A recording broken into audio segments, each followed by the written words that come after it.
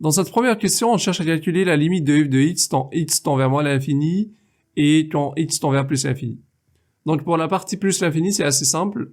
Comme limite de x tend vers plus l'infini, exponentielle moins x plus 1 demi x moins 1 égale 0 plus l'infini moins 1 égale plus l'infini.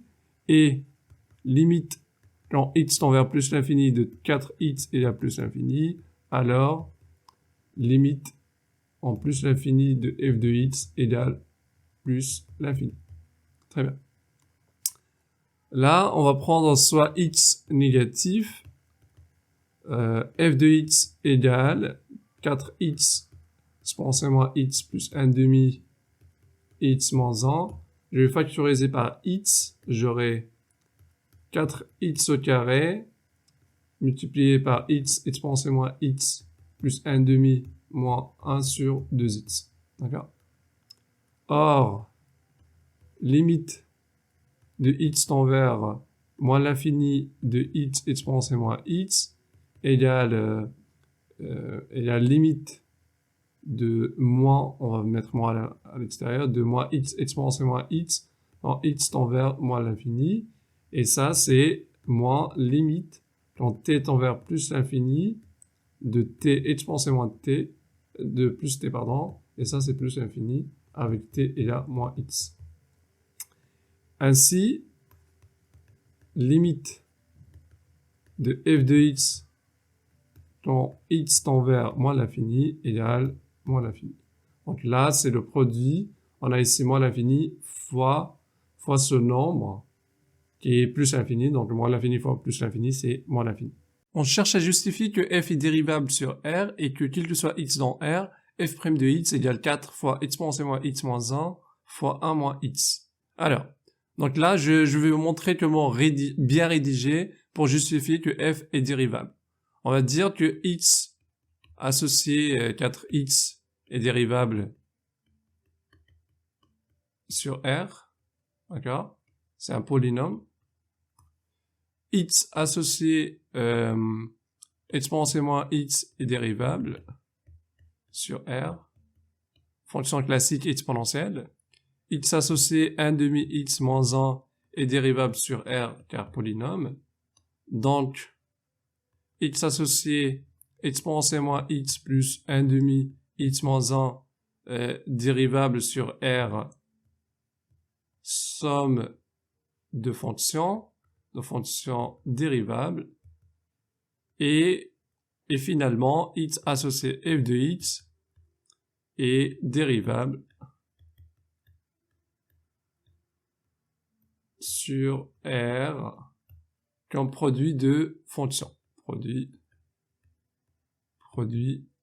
de fonction. Il faut bien écrire. Donc, généralement, c'est ça le process pour expliquer que la fonction est dérivable. Quel que soit x dans R, f' de x égale 4 fois exponentielle moins x plus 1 demi x moins 1 plus 4x fois moins exponentielle moins x plus 1 demi. Voilà, c'est la dérivée de cette partie. Donc là, je développe, j'obtiens f' de x égale 4 entre crochets exponentielle moins x plus 1 demi x moins 1 moins x exponentielle moins x plus 1 demi x. Très bien. Donc, égale 4 exponentielle moins x exponentielle moins x plus x moins 1. Et ça nous donne 4 crochet. Là, je peux factoriser par exponentielle moins x, 1 moins x exponentielle moins x plus x moins 1. Ok. Donc là, je continue de développer et factoriser, tout simplement. J'aurai 4 fois exponentielle moins x moins 1 fois 1 moins x. Check. Dans cette question, on cherche à étudier le sens de variation de la fonction f et de dresser son tableau de variation. Alors, on a démontré que quel que soit x dans R, f' de x égale 4 fois exponentielle moins x moins 1 fois 1 moins x. On a 1 moins x positif c'est équivalent à x inférieur e égale à 1. Et pareil, exposé moins x moins 1 positif, c'est équivalent à exposé moins x supérieur à 1, ce qui est équivalent à dire que moins x supérieur à 0, ce qui est équivalent à dire que x est inférieur à 0. Okay? Donc, ce qu'on peut déduire, c'est que f' de x est positive si et seulement si x est inférieur ou égal à 0 ou x est supérieur ou égal à 1. Donc, le tableau de variation, c'est assez simple. On a x, on a moins l'infini, 0, 1, plus infini. On a f' de x qui est négative sur cette, positive sur cette partie, négative ici, et plus ici. Après, f de x, pardon, la fonction f est croissante, jusqu'à f de 0 qui est 0. Après, on descend jusqu'à f de 1. Après, on remonte jusqu'à l'infini. De moins l'infini jusqu'à l'infini. Voilà. Dans cette question, on cherche à démontrer l'existence d'un alpha unique qui est dans l'intervalle ouvert 3,5, 2, tel que f de alpha égale à 0. Donc ça, c'est assez simple. La fonction f est continue sur 3,5 et 2. F est strictement croissante sur cet intervalle. Ok. Alors, f est une bijection. Alors, f est une bijection de 3,5, 2 vers f 3,5, f de 2, intervalle ouvert. D'accord? Or, f de 3,5 égale 4 fois 3,5 fois expansé moins 3,5 plus 1,5 fois 3,5 moins 1.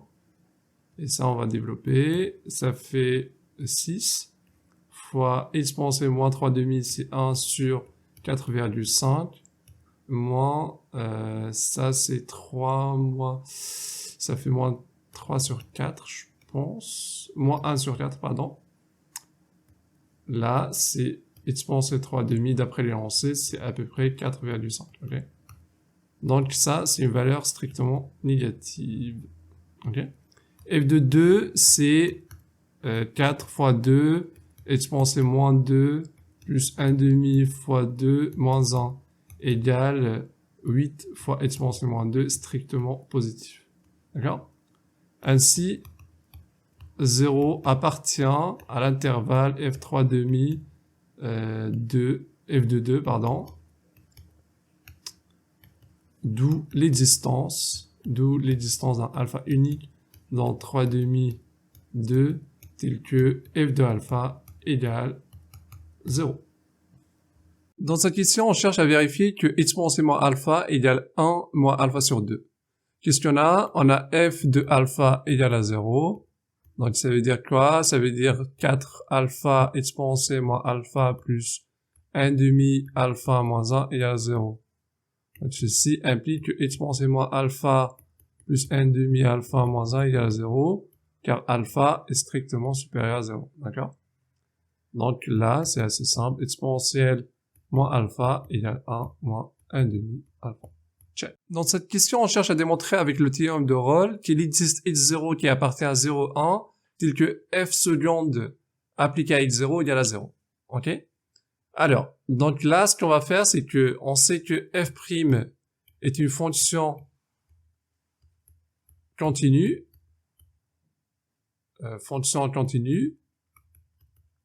sur 0, 1. Ok?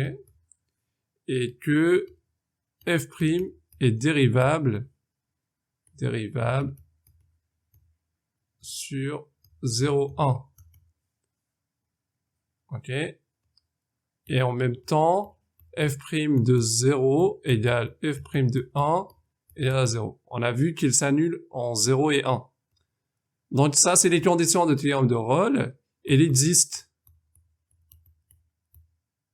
ainsi, si tu veux, il existe x0 qui appartient à 0, 1, tel que f seconde de x0 égale à 0. Check. Assez simple. Question classique. Dans cette question, on cherche à démontrer, avec le théorème des accroissements finis, que quel que soit x dans l'intervalle 0, 1, tel que x est différent de x0, f seconde de x sur x moins x0 est strictement positif. Ok? Donc on va prendre x dans l'intervalle 0, 1, avec tel que x est différent de x0. On peut supposer, sans perte de généralité, que x0 est inférieur à x. Ça veut dire quoi exactement sans perte de généralité? Ça veut dire tout simplement c'est symétrique. On peut prendre, si on veut, c'est le même raisonnement si x est inférieur à x0, d'accord? C'est le même raisonnement. Voilà. Donc là, la fonction f seconde, il faut la calculer. On a f' de x égale 4 exponentielle moins x moins 1 fois 1 moins x. Donc on peut calculer la dérivée seconde, f seconde de x égale 4. La dérivée de ça, c'est moins exponentielle moins x fois 1 moins x moins 4 exponentielle moins x moins 1. Voilà. Et ça, on peut développer, c'est moins exponentielle moins x, moins c'est plus x exponentielle moins x, et là, moins exponentielle moins x plus 1, ok? Donc, on peut finir avec ça, c'est 4 x exponentielle moins x, moins 2 exponentielle moins x plus 1. On peut même continuer pour calculer f d'ordre 3 de x égale, on va dériver tout ça, ça nous donne 4 exponentielle moins x exponentielle moins x moins ça fait plus 2 exponentielle moins x, ok? Et là, ça nous donne 4 fois 3 moins x exponentielle moins x, ok? Très bien. Donc là, qu'est-ce qu'on peut dire? La fonction f seconde est continue sur x0 x, ok, et dérivable sur x0 x, d'accord. C'est assez simple, c'est ce qu'on a démontré ici. Ça, c'est notre fonction, elle est continue même sur R si on veut, elle est dérivable, et sa dérivée, c'est ça, ok. Donc là, on peut appliquer le théorème des accroissements finis.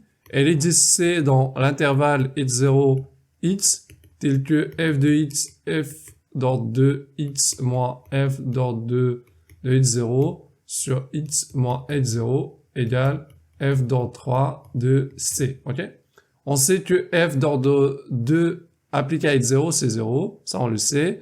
Donc ce qu'on va obtenir, c'est f d'ordre de x sur x moins x0 égale 4 fois 3 moins c exponentielle moins c, ok? Donc, qu'est-ce qu'on peut déduire, c'est que, or, c appartient à l'intervalle x0, x, donc c est strictement inférieur à 1, ainsi, 4 fois 3 moins c exponentielle moins c est strictement positif, d'où f seconde de x sur x moins x0 est strictement positif. Voilà. Ici, on cherche à déduire que le point x0, f de x0 est un point d'inflexion de la courbe C. Donc, juste un petit rappel de ce qu'on appelle un point d'inflexion. A, f de A est un point d'inflexion si et seulement si f seconde s'annule en A et que f seconde change de signe, ok? Donc, la première condition, donc on sait que f seconde de x0 égale à 0. Ok, on a vérifié la première. Il faut juste démontrer que f seconde change de signe. Qu'est-ce qu'on sait? On a quel que soit x qui est différent de x0 qui appartient à 0,1, f seconde de x sur x moins x0 est strictement positif. On est d'accord? Donc là, qu'est-ce qu'on peut déduire? C'est que le signe de la fonction f seconde de x égale le signe de x moins x0. Or, cette fonction change de signe au moment, change de signe en x0, donc f seconde change de signe, le signe en h0. Donc, j'espère que c'est clair cette partie, parce que, en fait, x moins h0 est positif, si et seulement si x est supérieur à h0. OK? Et pareil, x est inférieur à h0, moins h0 est négatif, c'est équivalent à dire que x est inférieur à h0. Ça veut dire, en ce point-là, la fonction change de signe. Elle passe de positif au négatif, et inversement. OK? Et donc, voilà, le résultat, c'est que le point d'où i h0 f de h0 est un point d'inflexion.